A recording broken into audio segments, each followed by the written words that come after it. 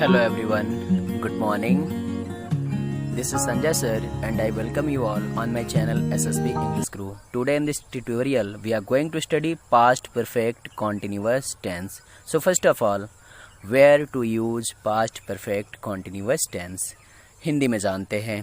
देखिए, जब कोई कार्य भूतकाल में शुरू हुआ हो और भूतकाल में ही लंबे समय तक चलता रहा हो तो उसे बताने के लिए हम जिस टेंस का प्रयोग करते हैं उसी टेंस को हम लोग पास्ट परफेक्ट कॉन्टिन्यूअस टेंस कहते हैं।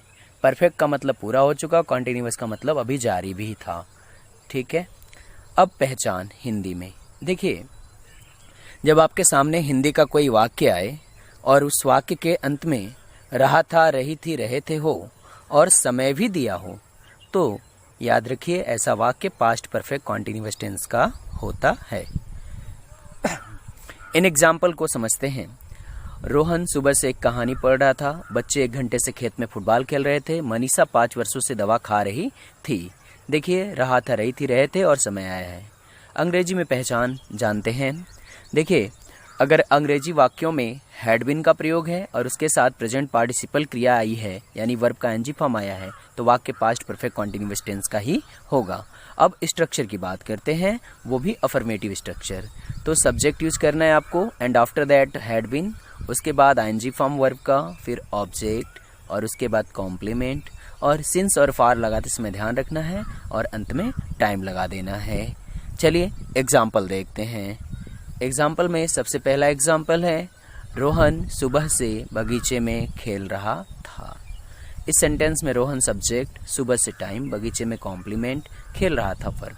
अंग्रेजी इसकी बनानी हो तो Rohan had been playing in the garden since morning. Be careful while you are using since और फॉर।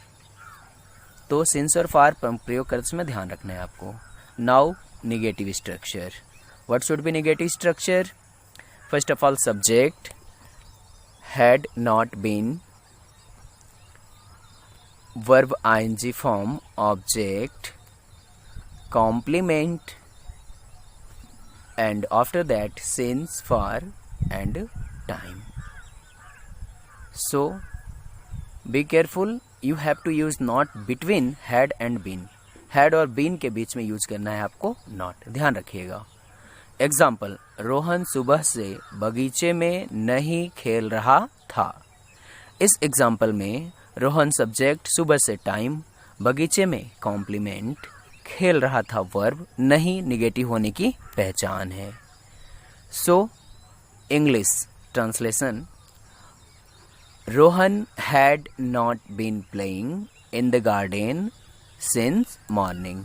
देखिए, यहाँ भी नॉट का जो प्रयोग किया गया है वो हैड और बीन के बीच में किया गया है और मॉर्निंग के साथ सिंस लगा है।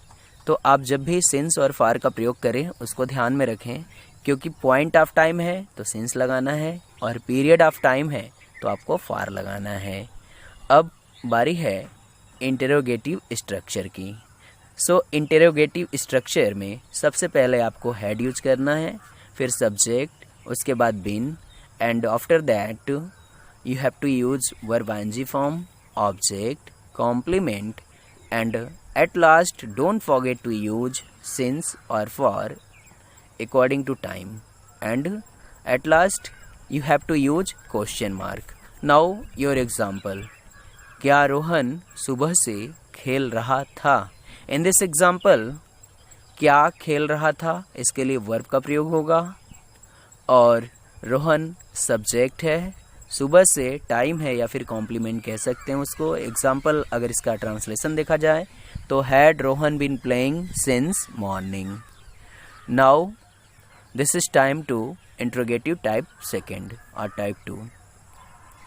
सो first of all question word had, subject, been, verb ING form, object, complement and don't forget to use since, for and time and at last question mark. So example, रोहन सुबह से कहाँ खेल रहा था? In this sentence Rohan subject, सुबह से time, खेल रहा था वर्ब, कहाँ क्वेश्चन वर्ड है। English translation should be where had Rohan been playing since morning. ध्यान रखिए बिन को सब्जेक्ट के बाद यूज करना है। Now this is time for homework. तो होमवर्क में आपको हिंदी में ट्रांसलेट करना है इन वाक्यों को। पहला वाक्य है she had been working here for 3 years। Second one है we had been playing tennis every Sunday for years। Third one she has not been feeding her baby since last night. Fourth one had I been working in this factory for 5 years। So friends, thank you for watching.